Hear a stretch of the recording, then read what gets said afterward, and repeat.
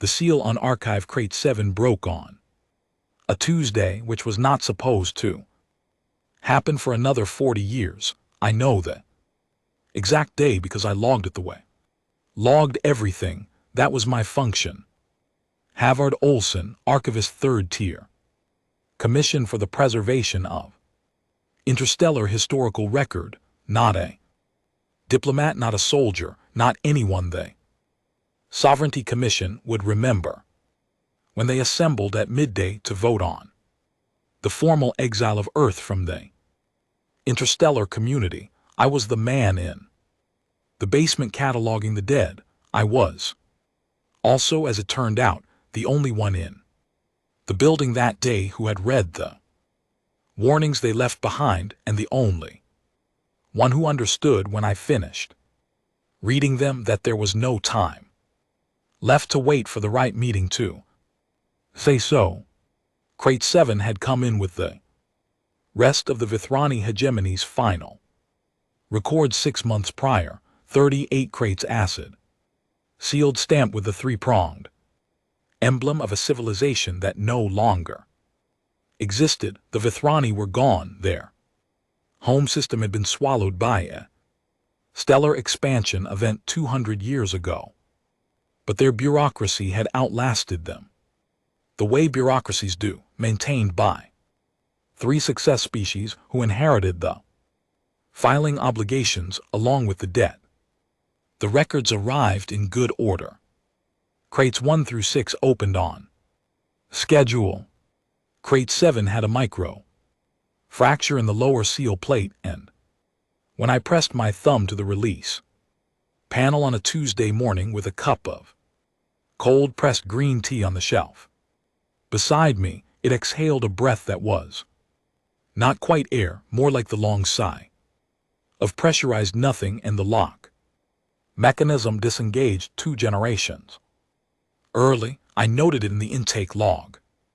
Then I opened the crate and began cataloging. The Vithrani had been obsessive record keepers, which was part of why their successor species had maintained the archive obligation at all. Their records were not merely event logs, they were annotated, cross-referenced, and in the final years of the hegemony increasingly self-critical.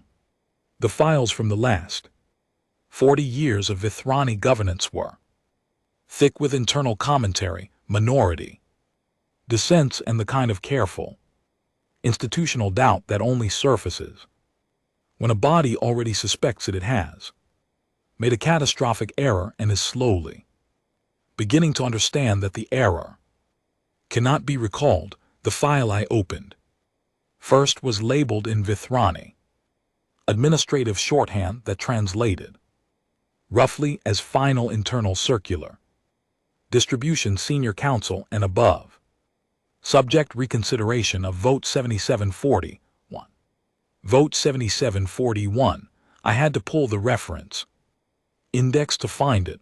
When I did, I sat back in my cataloging chair and the green tea went cold entirely, and I did not move for a long time.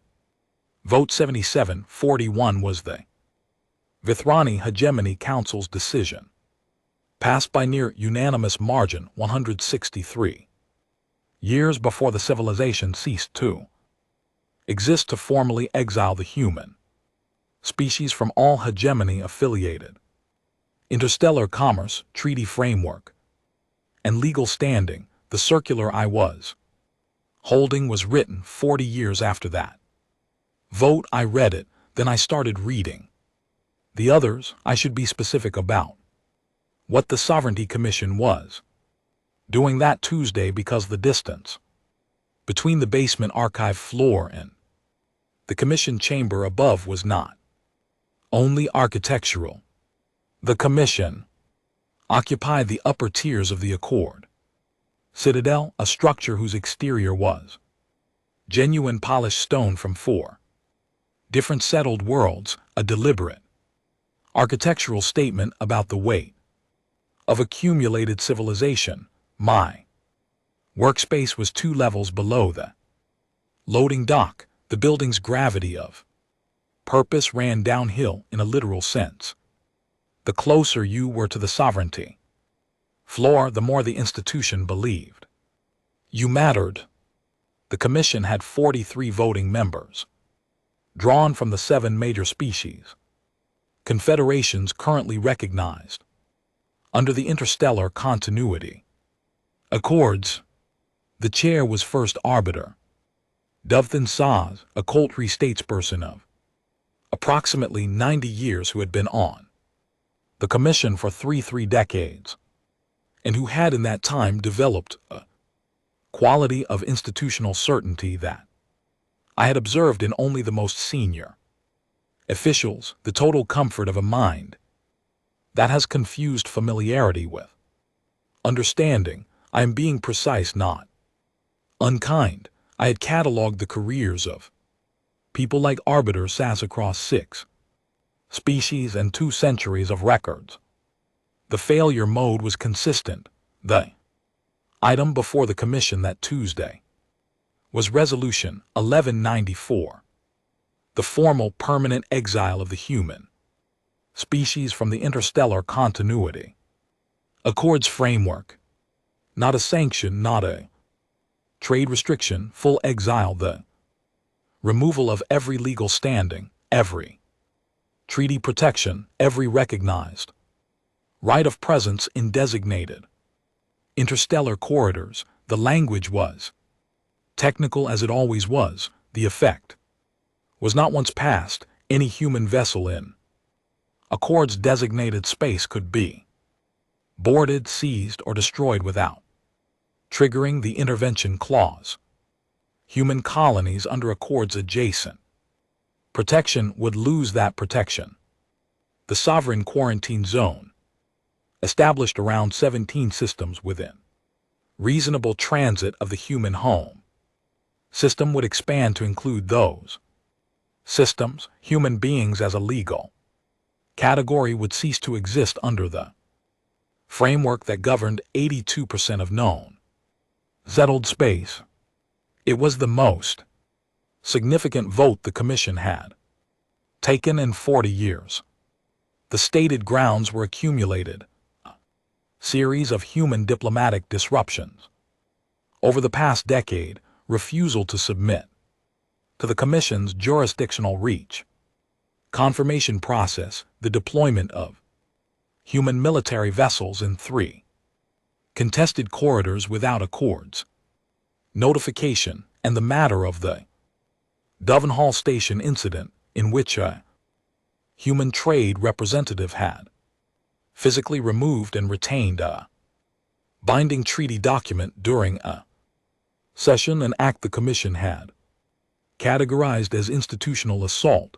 I had read the Dovenhall transcript. The human trade representative had removed the document because 2 commission members were in the process of falsifying its terms before the counter signature. The commission's categorization of this act as assault was a framing decision of considerable audacity, but I was an archivist. It was not my place to say so in the commission chamber. What I had in my hands, however, was something different. By mid-morning I had pulled every dead Empire archive we held and begun working through the cross-referenced final circulars and restricted internal correspondence. This was not standard procedure. Standard procedure was sequential cataloging by crate number and intake date. What I was doing was technically within my authority. Archivists held standing access to all unsealed records, and crate 7 had unsealed itself, but it was not what I was paid to do on a Tuesday. I did it anyway. We held terminal records for 6 extinct or collapsed interstellar civilizations: the Vithrani hegemony, the Peluvian conquered, the Oscar Dominion, the Reuven Ecclesiastical Council, the Davrith Star League, and the Marin Trade Compact. 6 bodies, 6 Archive 6 different species, 6 different governance, 6 different reasons the civilizations had ultimately collapsed or been absorbed. Each of them had voted on the human question at some point in their history. I am going to tell you what I found, but I want to be precise about the emotional character of the discovery because it was not what you might expect. There was no mounting dread, no cold sweat, no dramatic turning of pages. The experience was closer to standing in a field during a clear day and watching the same cloud formation move in from 6 different directions simultaneously. Not threatening exactly, more like a phenomenon that your pattern recognition refuses to dismiss. The cloud formation is not nothing, it keeps returning. Sensible response is not panic, it is attention. The Vithrani circular was the most detailed, so I will give it first. The Vithrani hegemony had exiled humanity in year 423 of their standard calendar, 40 years before what they called the era of accelerating difficulty, which was the administrative euphemism for the period in which their civilization began its terminal decline.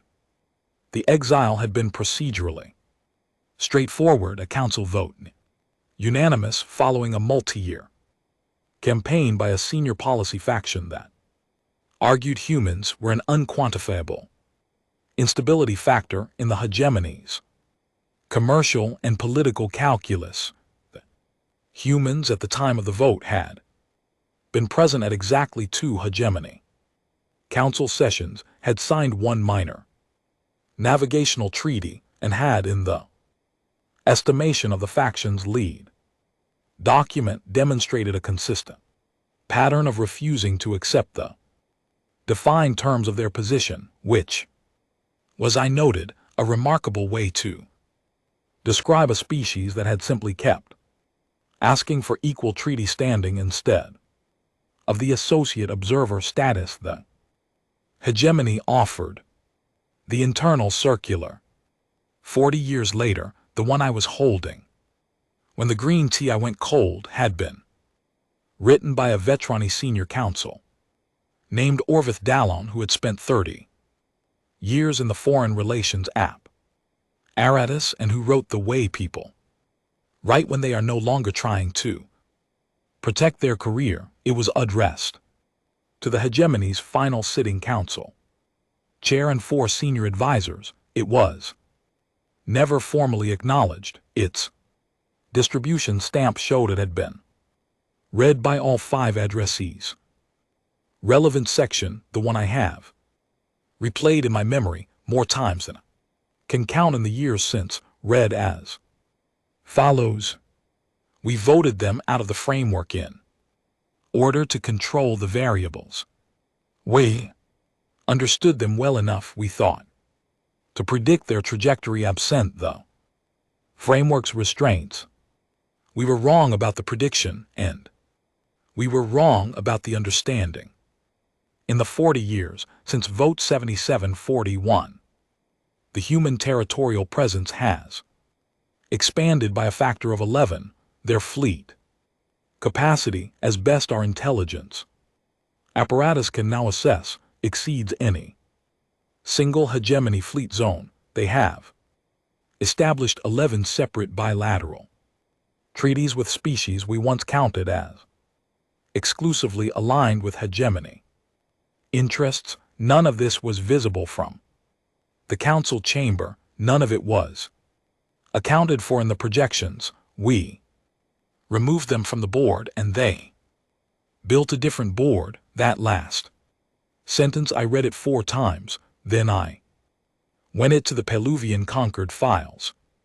The Peluvian Concord had been a maritime civilization that expanded into space through a series of colonial federation models, and their governance structure reflected this, a ring of regional councils feeding into a central arbitration body, slow to move in deeply resistant to any action that could be characterized as unilateral. They had not exiled humanity so much as simply refused to recognize the human species as a qualifying entity under their framework, a distinction that was procedural rather than formal but had the same practical effect. Humans had been present at 2 Peruvian conquered arbitration sessions in the early expansion period, had been denied qualifying status both times, and had subsequently ceased attending. The Peruvian records were less eloquent than the Vetroni.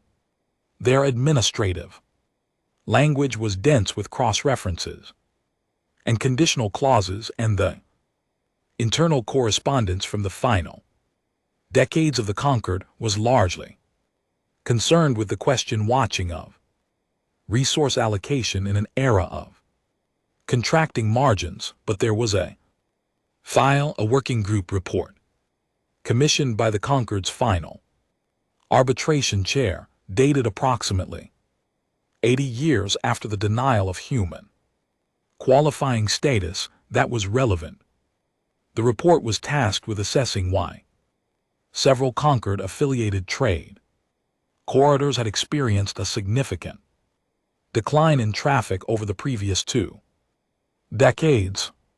The working group's finding was that the corridors had been effectively replaced by an alternative routing network that they had not previously cataloged, operated under a series of agreements they did not recognize, and protected by a fleet presence they could not explain given the known specifications of human military capacity at the time of the last conquered intelligence assessment. That assessment, the report noted, was 80 years old. The report's recommendation was to commission a new intelligence assessment.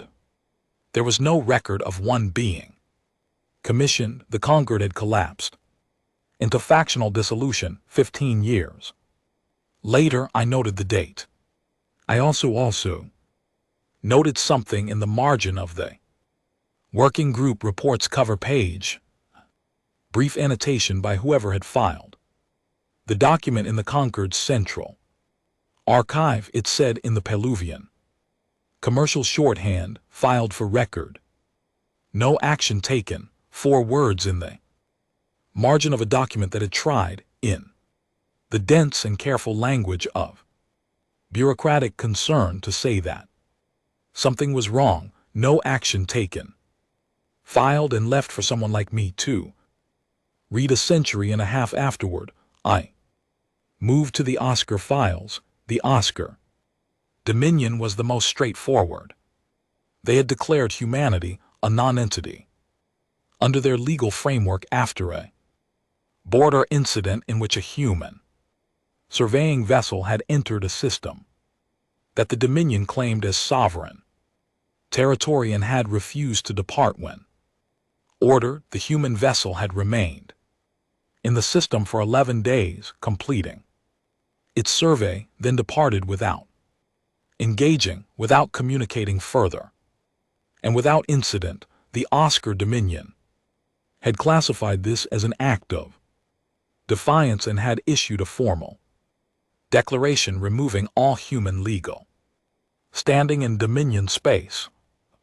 Follow-on records were, in their way, the most telling. Over the subsequent century, the Dominion had issued 17 additional declarations, each one escalating the formal language of the human exclusion. By the time the Oscar Dominion had fragmented into the 3 competing successor states that now held associate observer status in the current Accord's framework, they were issuing declarations about human non-entity status on a semi-annual basis, each one slightly more emphatic than the last, each one, as far as the archival record showed, read by no one outside the issuing body. The humans had not responded to any of them. I sat with That for a while, 17 declarations of increasing force issued to an audience that had stopped paying attention. There is something instructive in the compulsive quality of that.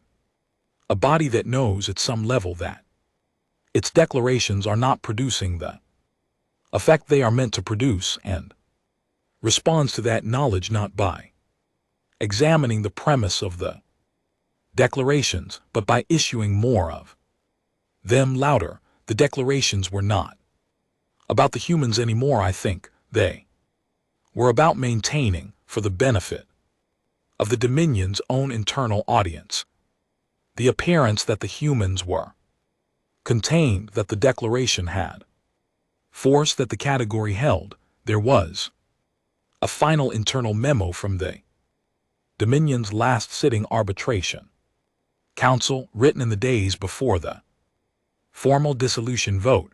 Most of it was administrative, the disposition of assets, the assignment of treaty obligations to successor states.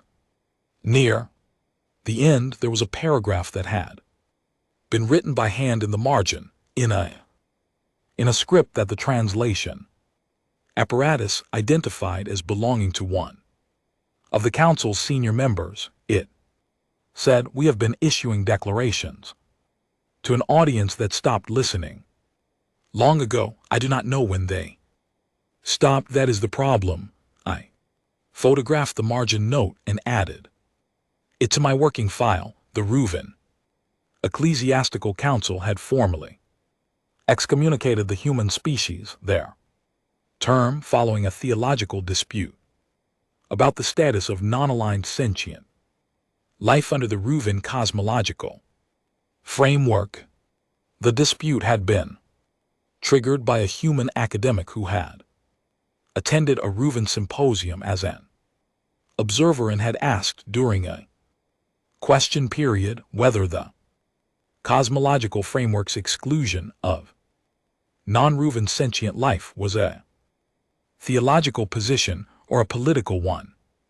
The question had caused a procedural crisis that lasted 3 sessions, and the eventual resolution had been the excommunication declaration, which carried all the formal weight of Reuven ecclesiastical law and the practical force, in interstellar terms, of a strongly worded letter. The Reuven Council no longer existed as a sovereign body.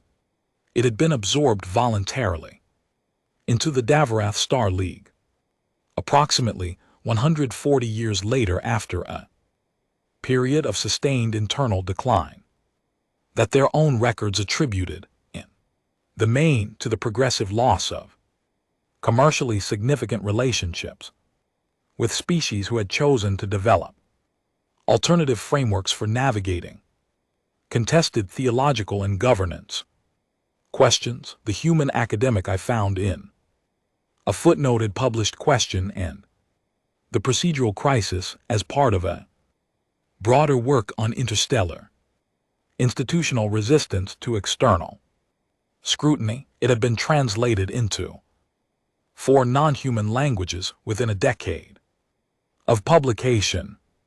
I noted this without comment in my working file. I thought about it, though.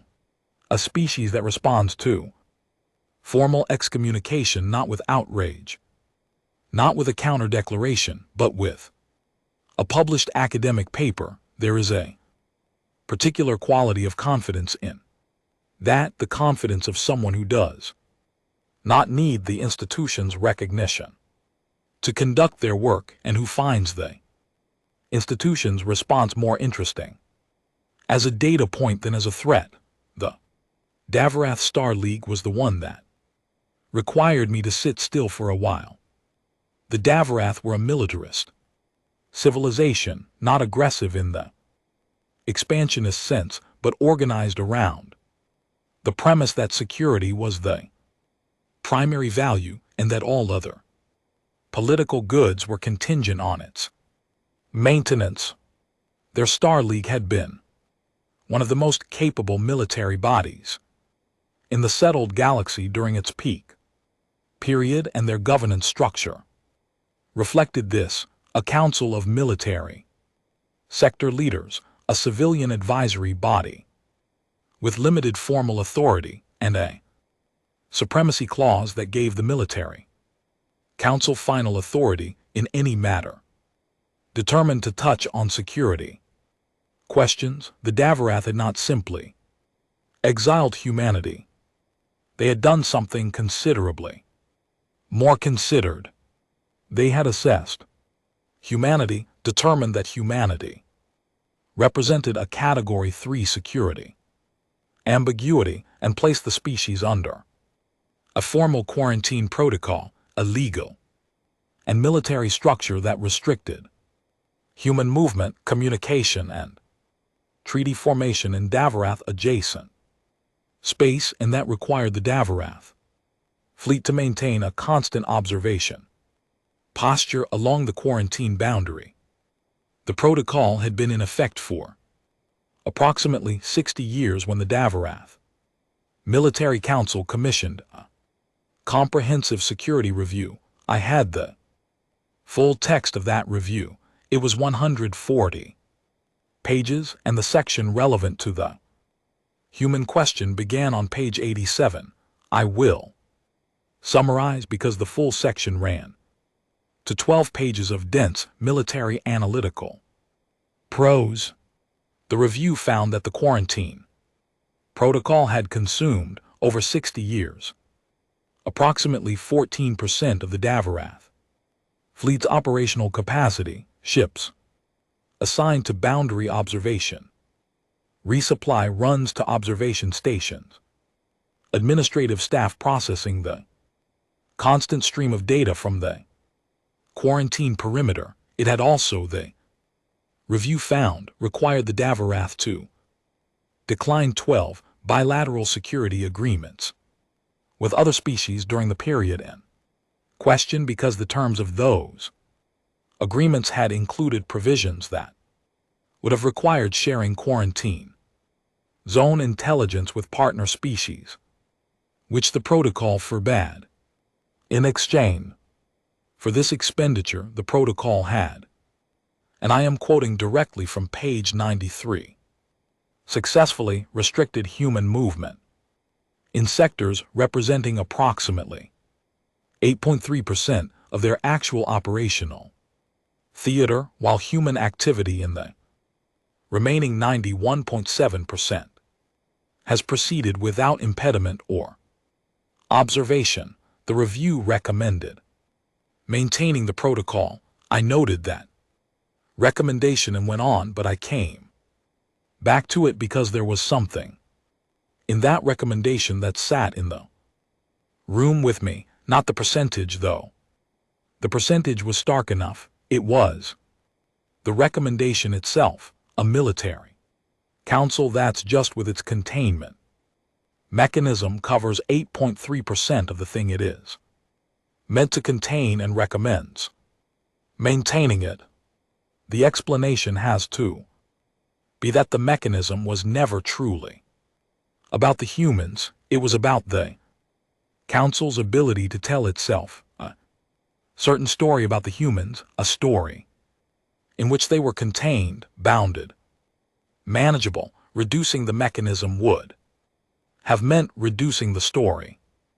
There was a handwritten annotation on the review's executive summary page, not a brief margin note like the ones in the Oscar files, but a formal annotation from the military council's sitting chair, who had been the most senior Davarath official to review the document. The annotation was 4 words in the original language, which the translation apparatus rendered as, "We are the boundary." I am still not entirely certain what the council chair meant, but I think she was describing in the compact language of someone who has just understood a long-standing error what the quarantine protocol had actually accomplished. It had defined the limits of Davarath attention. The humans had simply worked in the space beyond those Limits. The boundary was not theirs, it was the Davarath's own. They had drawn the line. And the line had been a cage, but not. For the humans, the Marin Trade Compact was the last and in some ways the simplest. The Marin were a mercantile civilization whose governance was organized entirely around commercial relationships. Their compact was not a political body in the conventional sense. It had no military, no territorial sovereignty, and no legal enforcement capacity. What it had was a recognition framework, a set of formal commercial agreements that once entered gave member species access to Marin trade routes, pricing standards, arbitration services, and the accumulated commercial intelligence of a civilization that had been trading across the settled galaxy for approximately 800 years. To be recognized by the Marin Compact was, during the Compact's peak period, to be commercially credible across a significant fraction of known space. 2. BB recognition was, in practical terms, to be invisible to a substantial portion of the interstellar commercial economy. The Marin had denied humanity recognition 3 times. Each denial had been issued following a formal assessment process, and each assessment had concluded in essentially identical language that humanity did not meet the Compact's minimum standards for commercial framework integration. The stated grounds varied across the 3 assessments. The first cited insufficient territorial coherence, the second cited insufficient treaty network depth, the third cited insufficient demonstrated compliance with existing compact arbitration norms. But the operational conclusion was the same each time, not yet, and by implication, not in a way that the Compact anticipated changing. The Marin Compact had dissolved approximately 180 years after the third denial. The dissolution had not been catastrophic. There was no collapse, no military defeat, no theological crisis. Compact had simply become progressively less relevant as the commercial landscape shifted around it, as new trade corridors developed outside its recognition framework, as the species it had once credentialed found alternative paths to commercial credibility. The dissolution vote had passed with a comfortable majority, which was, in its way, the most dispiriting possible ending for a commercial civilization, not defeated but simply surpassed and left behind. The final Compact records included a routine commercial intelligence summary issued in the year of the dissolution that noted, in the dry statistical language of commercial analysts who are simply reporting data rather than drawing conclusions, that the largest single non-compact and GT commercial network currently operating in the settled galaxy was the human trade framework, which had grown over the preceding century from a regional network of approximately 40 bilateral agreements to a web of 314 agreements covering species on inhabited arm of the galactic spiral. No formal comment was appended to this note in the Compact's records.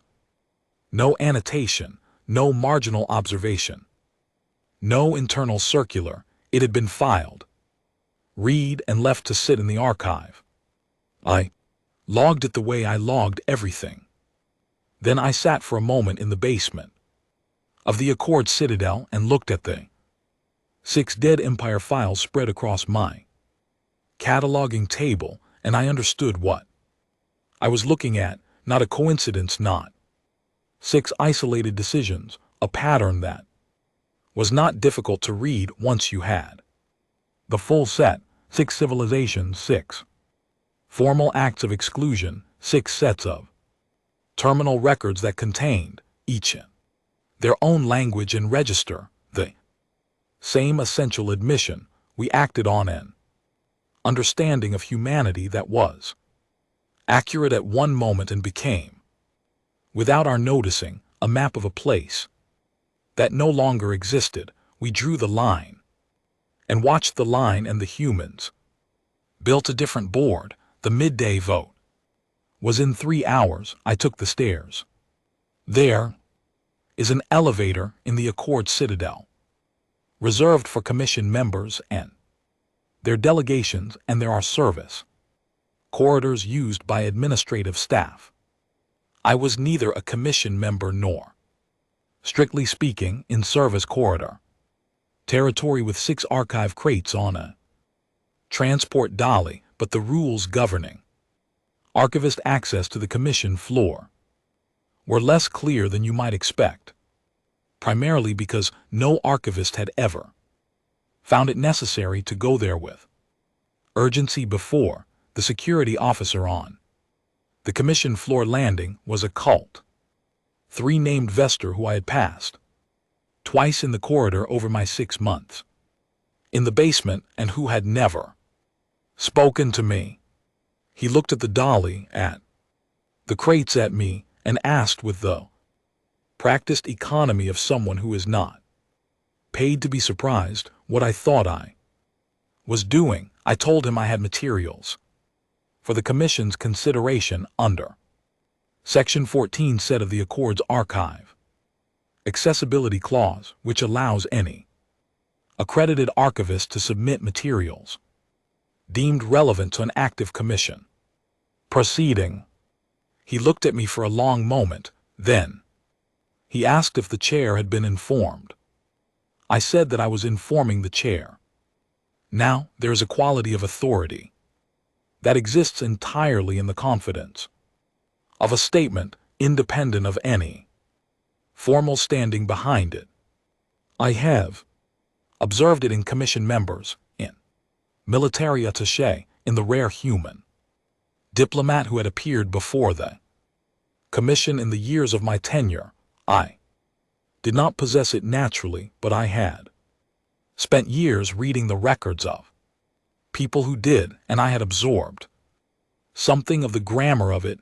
Vester let me through. The commission chamber was not what you imagine if you have not been inside it. There is no dome, there are no tiered galleries descending into theatrical darkness, no floating platforms, no theatrical lighting designed to make the proceedings feel like judgment from above. The chamber was functional, a long oval room with a continuous table, 43 chairs, holographic display panels mounted at intervals, and the Accord seal inlaid in the floor at the center. High windows along the upper wall let in the flat institutional daylight of a mid-morning in early autumn. It smelled of whatever the cleaning staff used on the stone flooring, which was not unpleasant. 41 of the 43 commission members were present. 2 delegations had sent substitutes, which was common. First Arbiter Davith and Sass sat at the head of the table, her cool 3 composure undisturbed by my entry. She had the quality which I had observed in the files, of never allowing a disruption to register on her face until she had decided how to register it. The other 40 commission members reacted with varying degrees of surprise, irritation, and confusion as a baseline level archivist with a transport dolly full of archive crates cleared his throat and stopped at the center of the oval. Arbiter Sass waited for approximately 4 seconds, then said in the measured cadence she used for procedural matters, "This chamber is in session. State your standing and your purpose." Havard Olson, archivist 3rd tier.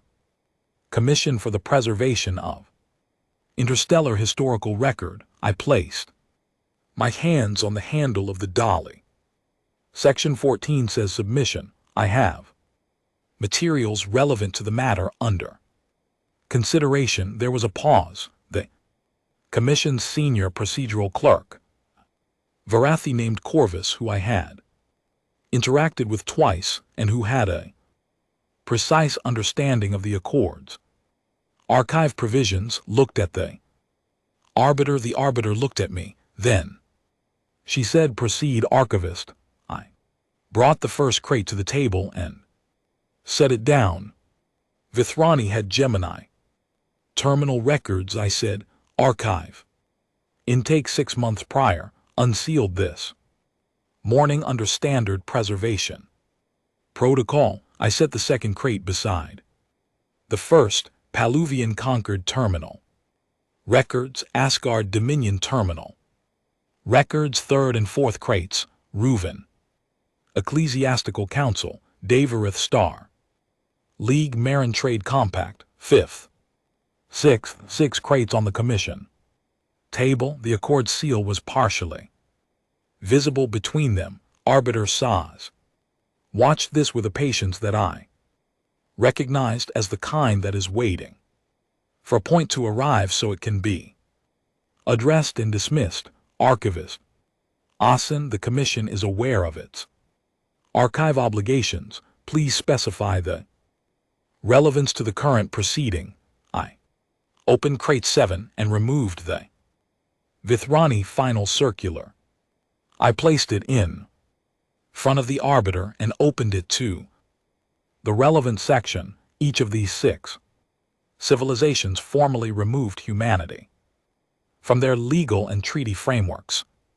I said the removal was accomplished through a range of mechanisms: formal exile, denial of recognition, quarantine, protocol, excommunication, nonentity, declaration. The specific procedure varied. The outcome was consistent. I paused. Each of these 6 civilizations no longer exists. The chamber was quiet, not dramatically quiet, not the kind of silence that signals imminent revelation, but the quiet of an institutional body that has encountered a procedural irregularity it has not yet categorized. Several members had turned to face each other.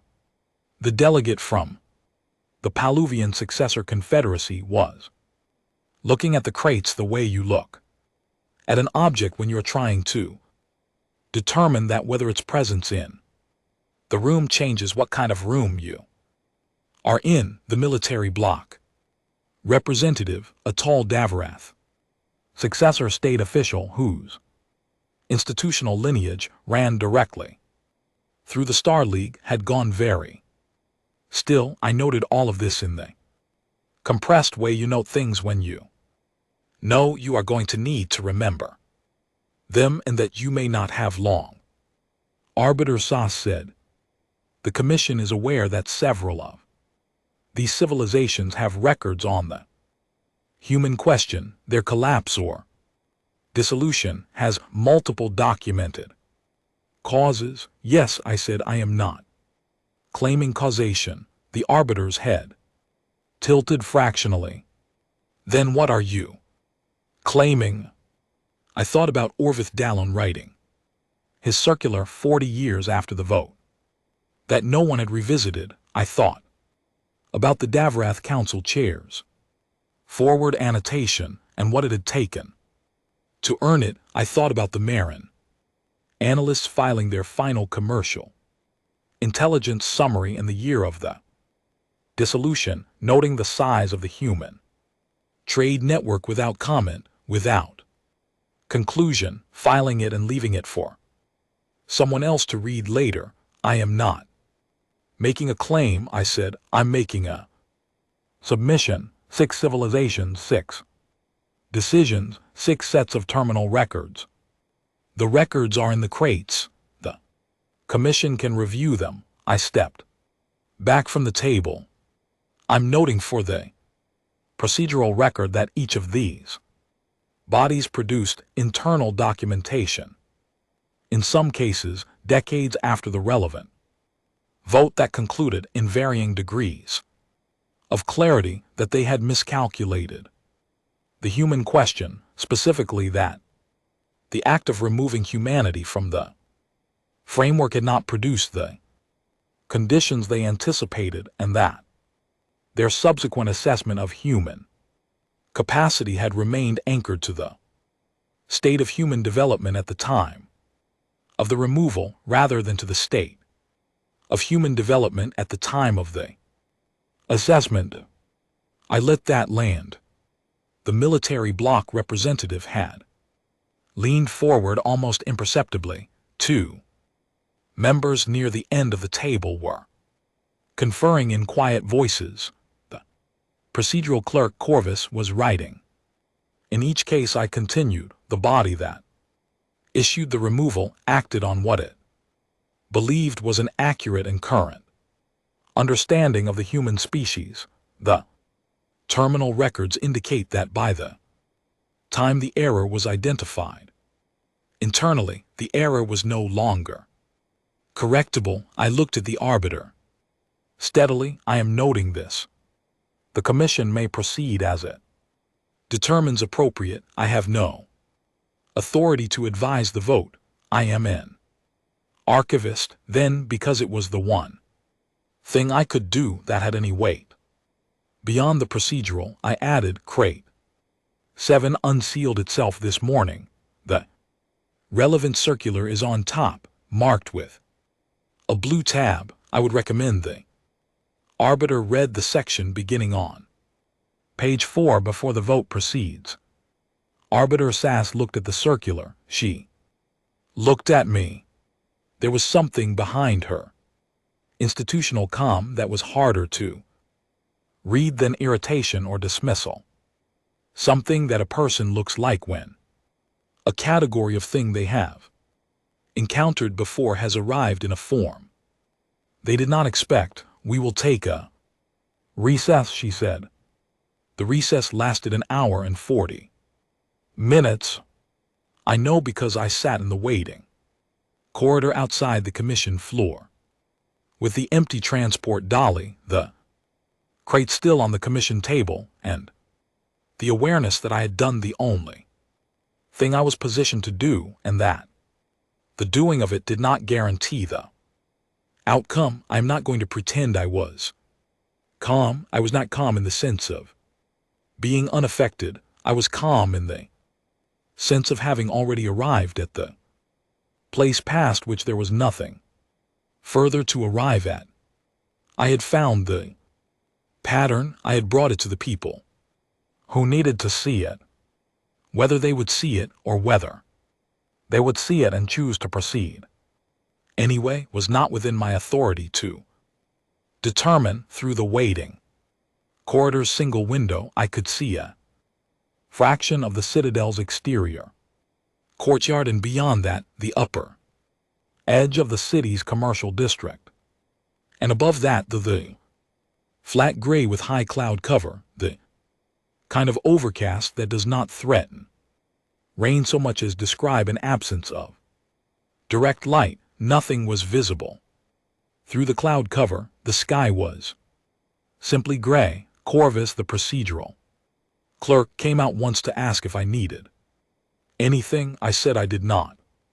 She looked at me with an expression I have seen on the faces of careful institutional servants who have witnessed something they suspect they will be discussing for years. She went back inside. At some point during the recess, I heard voices through the chamber wall, not words but registers, the sustained murmur of a body working through something, a single voice rising above the others, not in anger but in emphasis, and then being answered by 2 or 3 others simultaneously.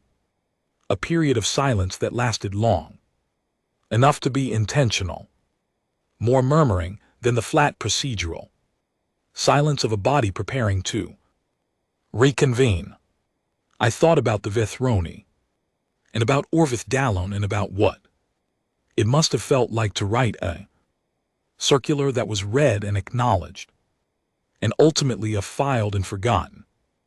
All in the same decade, I thought about the Oscar Dominion issuing 17 escalating declarations of human nonentity status to an audience that had stopped listening, and about the military council chair's forward margin note, and about the Marin analysts writing their final summary with the practiced neutrality of people who have long since understood that the data is what it is, and that the data will say what it says regardless of what anyone does with it. I thought about the 6 civilizations that were gone. Then the doors opened and Corvus called me back inside. The commission had used the recess productively, in the sense that when I returned to the chamber, there was a quality of stillness among the 42 members that was different from the stillness of interrupted procedure. Some of the archives had been opened. The Vethroni circular was visible in front of at least 3 delegates. In addition to the arbiter, the Deathworlders review lay open near the far end of the table. Several holographic panels had been active. I could see the residual glow on the display surfaces. Data pulled and reviewed during the break. Figures that some member had wanted to cross-check against what the archives were saying. The military bloc representative, the Deathworld successor state official, had the Deathworld reviews, page 93, face up in front of him. He was not reading it. He was looking at it the way you look at a document when you have already absorbed it and are now deciding what it means for what you were about to do. Arbiter Sauce was standing, which was unusual. She stood at the head of the table with a Vethroni circular in front of her and her hands flat on the table surface, and she looked at me when I came in with an expression that was, for the first time, not entirely composure. Archivist Asen, she said, the commission has reviewed the materials you have submitted. Yes, Arbiter. The commission wishes to note for the record that the collapse of the 6 civilizations represented in these archives has multiple documented causes, and don't that a causal relationship between their actions on the human question and their eventual dissolution cannot be going to established from these records. I said that myself. I said I'm not claiming causation. You are, however, claiming a pattern. I am submitting evidence of a pattern. The pattern is there to be read or not read as the commission determines. There was a pause. The institutional weight of 42 species representatives in a room considering a procedural irregularity that had introduced historical evidence they had not anticipated is a different kind of weight from the theoretical weight of civilizational decision-making. It is immediate. It is in the air of the room, in the adjusted postures, in the angles at which people are looking at each other versus not looking at each other.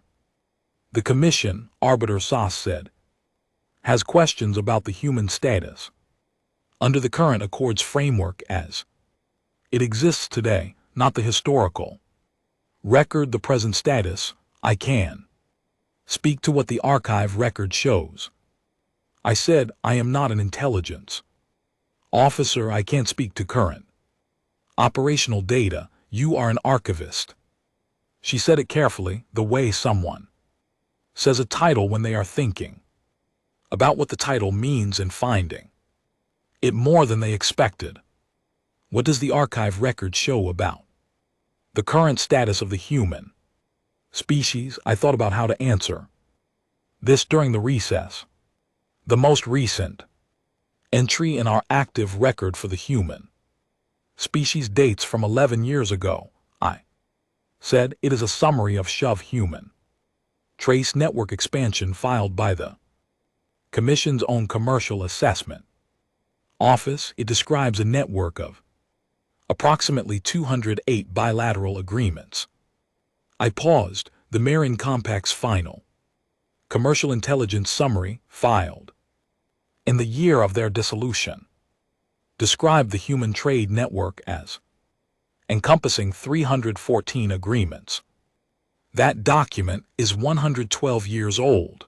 The room processed this. Several delegates were doing the arithmetic. The delegate from the Veth Successor Confederacy, the largest of the species that had inherited Vethrani governance obligations, spoke for the first time. Her name was Pilara Davith, and she had the particular stillness of someone who is not speaking because they have nothing to say, but because they are deciding whether what they have to say serves any purpose. You are suggesting, she said, that our current assessment of human capacity may be similarly outdated. I am submitting 6 archives that contain 6 separate instances of a body that acted on an outdated assessment, I said. Each body believed its assessment was current. Each body was wrong about that belief. I am not in a position to determine whether the Commission's current assessment is accurate. I have no access to current intelligence. I looked at her steadily. I am an archivist. I can only tell you what has happened before. Pilara Davith sat back in her chair with the slow deliberateness of someone absorbing. Wait, the delegate from the Reuven Successor Assembly, a official who had not spoken during the initial session, raised one of her secondary limbs, the Reuven gesture for a procedural point. The Reuven excommunication record, she said. I had not previously reviewed it. She looked at the open crate. The human who raised the question at the symposium, the academic. Is there a current record? The academic's published work is in the Reuven archive, I said. I cannot speak to their current status. The Reuven record ends with the Council's absorption into the Star League. The delegate looked at the crate for another moment. Then she said, quietly to no one in particular, we were their successors, and we never read the file. No one answered that. Arbiter Saz said the Commission will vote. I was asked to wait outside again, this time.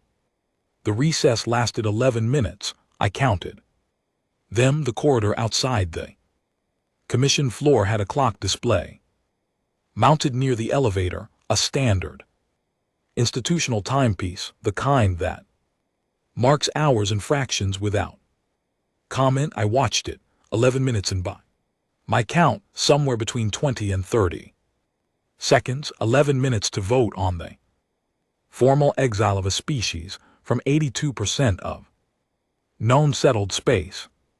I had worked in this building for 3 years.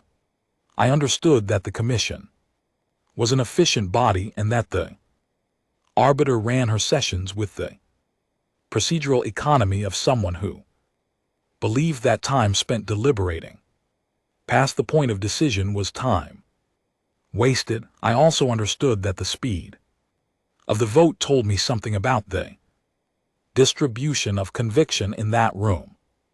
Some of those 26 votes had been decided before my submission. Some had been decided during the recess. Some, perhaps, had been decided in the corridor between the chamber and wherever the delegates went when the doors closed. 9 had shifted by my estimate. 9 of 43, 1 in 5 not enough, and more than I had reason to expect from a body that had spent 3 years building toward this resolution.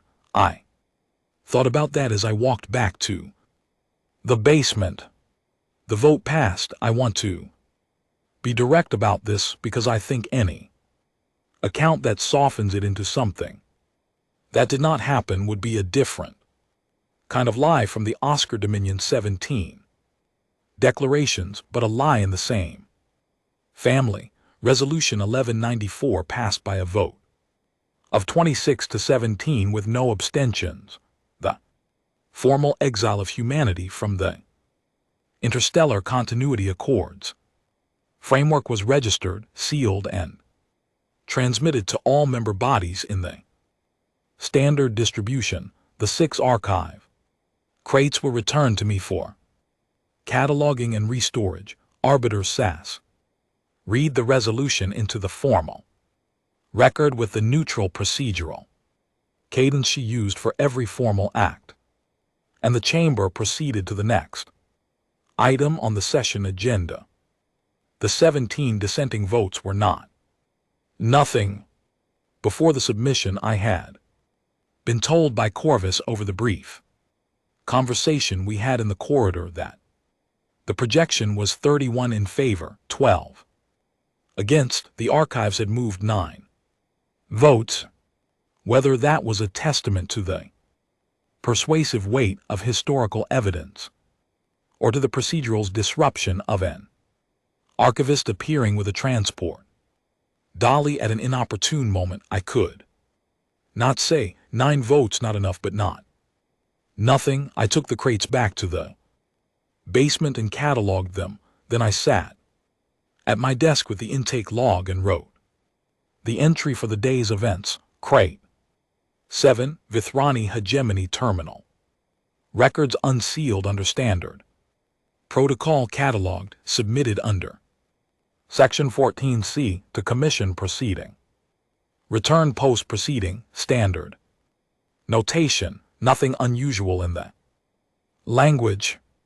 Then I opened a new file and began writing what I am writing now, because I understood something in the moment the vote was announced that I had not fully understood before. The pattern was not a warning in the sense I had initially read it, not a warning that the vote would fail. It was a warning about what came after the vote. In the 11 years since Resolution 1194 passed, I have continued my work in the archive basement. I have been promoted once to Archivist Second Tier, which carries a slightly larger workstation and access to a different category of restricted file. I have continued to catalog the terminal records of dead civilizations, which is, when you do it long enough, a practice that changes the way you read the present,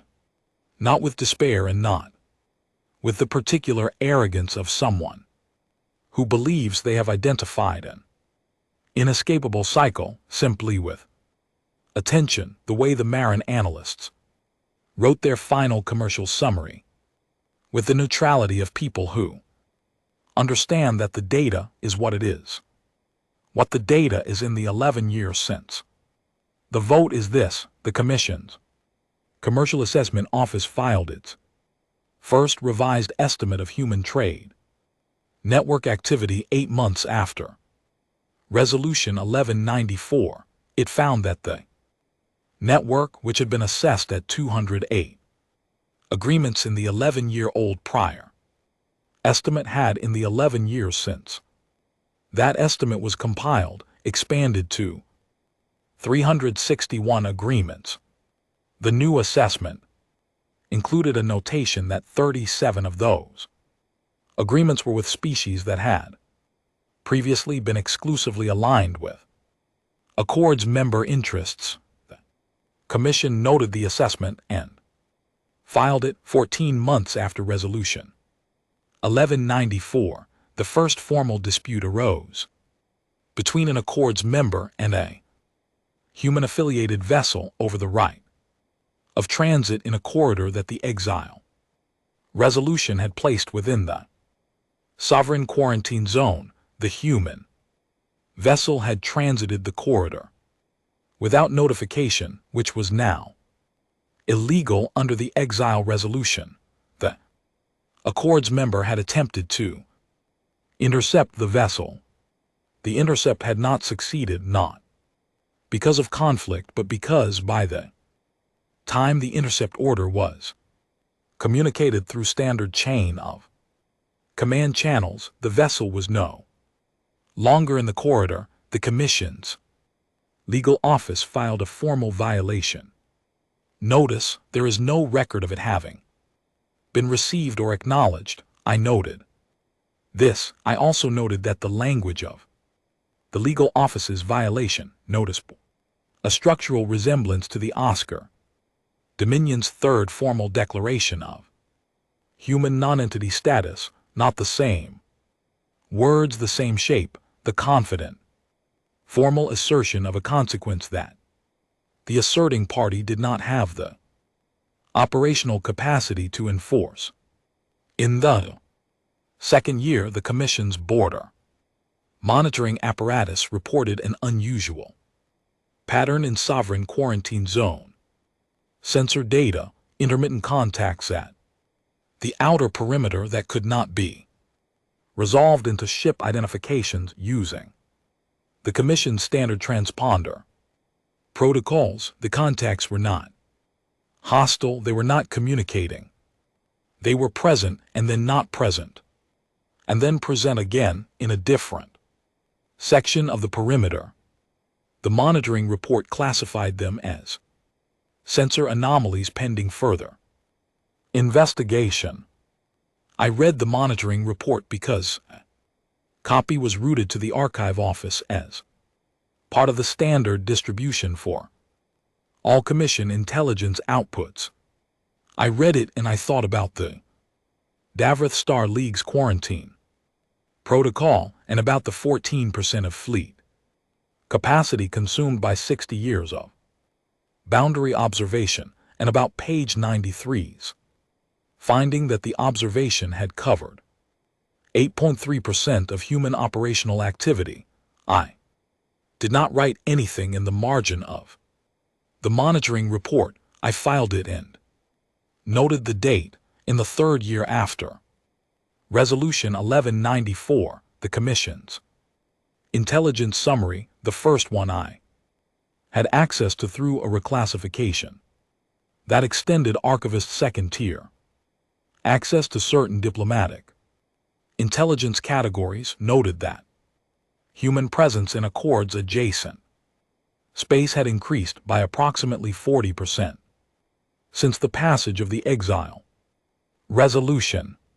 The summary offered two possible explanations: that human operational tempo in the region had genuinely increased, or that prior assessments had undercounted human activity. It could not distinguish between the two possibilities with available data. I noted that the Vithrani's final internal circular had said something similar in more personal terms about their own intelligence capability after Vote 7741. A footnote in the third year summary, which would have been easy to miss, observed that the Commission's standard methodology for human activity assessment had last been updated prior to the bilateral agreement expansion that began in the period before Resolution 1194, and that there was a question flagged by the analyst team about whether the methodology remained fit for purpose. The footnote recommended a methodology review. No methodology review was commissioned that year, or in the year following, or in the year following. That, as far as the records I had access to, showed in the fifth year too. Accords member species filed requests for bilateral agreements with the human species not under the Accords framework but outside it, under the category of direct species to species commercial agreements that the Accords framework technically permitted but had never been designed to accommodate at scale. The Commission's legal office ruled that such agreements, while technically permissible, would constitute a de facto recognition of human commercial standing. That was inconsistent with the spirit of Resolution 1194. Both species proceeded with the agreements. I noted in my personal file that this was a closer parallel to the Davarath Star League's quarantine protocol review than anything else in the record, not the same but the same family of problem. The mechanism designed to contain a thing has to be continually extended because the thing is not contained, it is simply operating somewhere the mechanism does not reach. The Commission issued a formal clarification of its guidelines on non-framework bilateral agreements. It was circulated to all member bodies. 2 additional species filed bilateral requests within the month. In the 6th year, a human diplomatic contact, the first formal human communication to any Accords affiliated body since Resolution 1194, arrived at the Commission through a routing channel that did not technically exist under the Exile Framework O because the Exile Framework had removed the routing channels and the humans were using one that predated the framework entirely, a legacy communication pathway established under a treaty so old that its terms were stored in my section of the archive rather than in the active diplomatic record. The communication was brief. It acknowledged the passage of Resolution 1194. It noted that the human species continued to operate in accordance with its own treaties and frameworks. It expressed no objection, no grievance, no demand. The Commission's legal office reviewed the communication for 3 weeks and then classified it as a non-actionable contact on the grounds that the exile resolution had removed the legal standing of any human communication to be formally received. The communication was filed. I have a copy. When I read it, I thought of the Marin commercial analysts in their final summary, the practice neutrality of someone who understands that the record will speak for itself. In the 7th year, the Commission established a special subcommittee on human adjacent activity. The subcommittee met quarterly. I was not in its meetings and have no record of its proceedings, but its output, the summary reports it filed in the Commission's central record, tells enough. The reports grew in length over the 7 quarterly sessions that had been filed by the time I was writing this passage, and the pattern of their growth was not the growth of a body accumulating confidence, it was the growth of a body accumulating questions. Each report was longer than the previous one, and the additional length was not additional resolution, it was additional uncertainty carefully documented. I had seen this before in the Peluvian Working Group report on the declining trade corridors in the Davarath Security Review. The body reaches a point where its own data is telling it something it does not want to hear, and the response is to generate more data, to commission more reviews, to produce documentation that demonstrates the body is taking the situation seriously without taking any action that would require admitting what the situation actually is. In the 9th year after the vote, the Commercial Assessment Office filed a revised estimate that placed the human bilateral agreement network at 409 agreements and added a notation that I logged without comment and have thought about nearly every day since. The assessment could no longer determine the geographic extent of human commercial activity because the network had expanded into regions that the Commission Standards Assessment methodology did not cover, not that the Humans were operating in covered regions, without authorization that the regions were not covered. I thought about Orvith Dallin's sentence, we removed them from the board and they built a different board. In the 10th year, Pel Aradovith, the delegate from the Veth successor Confederacy, the one who had sat back in her chair during the commission session 11 years before, was elevated to deputy arbiter of the commission. She had, I understood from the administrative records I had access to, consistently voted in the minority on matters touching the human framework since Resolution 1194. I do not know whether her elevation changed anything about that, though. Commission's internal deliberations, I am not in those rooms. What I do know is that she sent a routing notice to the archive access log 8 months into her tenure as deputy arbiter, requesting copies of the summary materials from the original Section 14Z submission, the Vithrani Circular, the Peluvian Working Group Report, the Davarath Security Review, the Marin Final Commercial Summary. I processed the request myself. I sent the materials. I noted it in the log. 7 weeks later, a second request came through. This one from the Commission's Intelligence Assessment Directorate, not from Pel Aradovith's office, requesting the full Davarath Star League security review in its entirety, including the classified annexes that I held under second-tier access. The request was routed through proper channels and properly authorized. I sent it.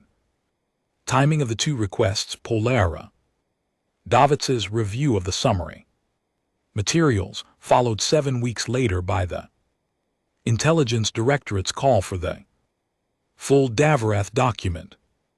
Was not something I could confirm as connected. It may have been coincidence, but I noted the timing the way I noted everything, and I added a quiet annotation to my personal file. Something in the upper tiers of the institution was beginning, in the way of institutions, the slow process of arriving at a conclusion that was already written in the archive. No formal response was filed. Nothing further came through the routing system.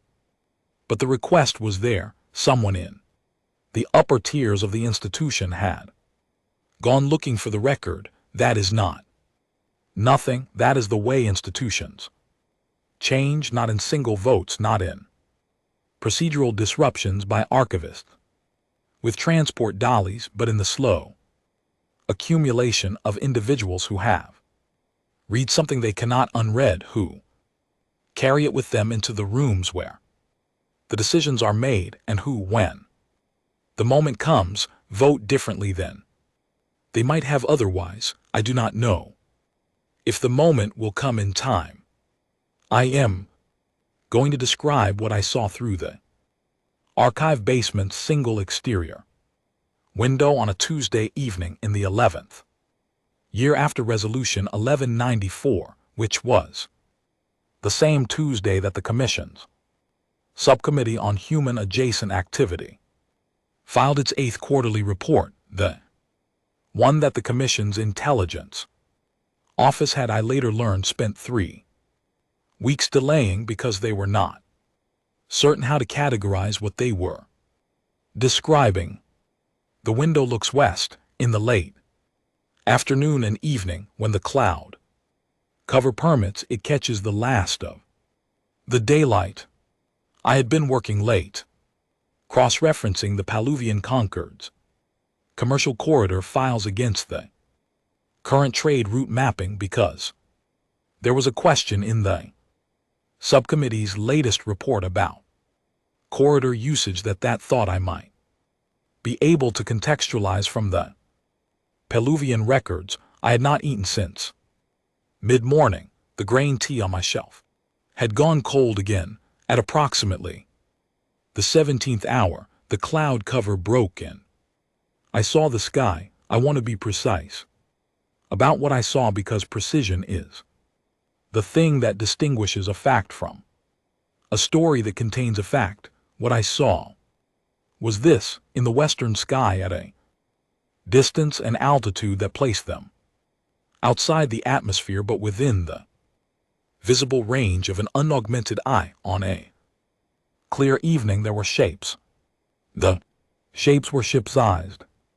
There were enough of them that I could not count them in a single glance, and when I tried to count them deliberately, I lost track between 20 and 30 because more were appearing from behind the cloud margin at the south end of the break. They were not moving in formation. They were not moving at all. As far as I could determine, they were simply there, present in the evening sky. The way a fact is present, not announced, not performed, simply occupying space and being visible to anyone who looked up. I looked at them. For a long time, I thought about the Commission's subcommittee report, delayed 3 weeks by an intelligence office that had been, I suspected, trying to find language for something that did not fit their existing categories. I thought about the second monitoring anomaly report filed 4 months prior and still awaiting resolution classification, describing contacts along the quarantine zone perimeter that the sensor network could not resolve and could not explain.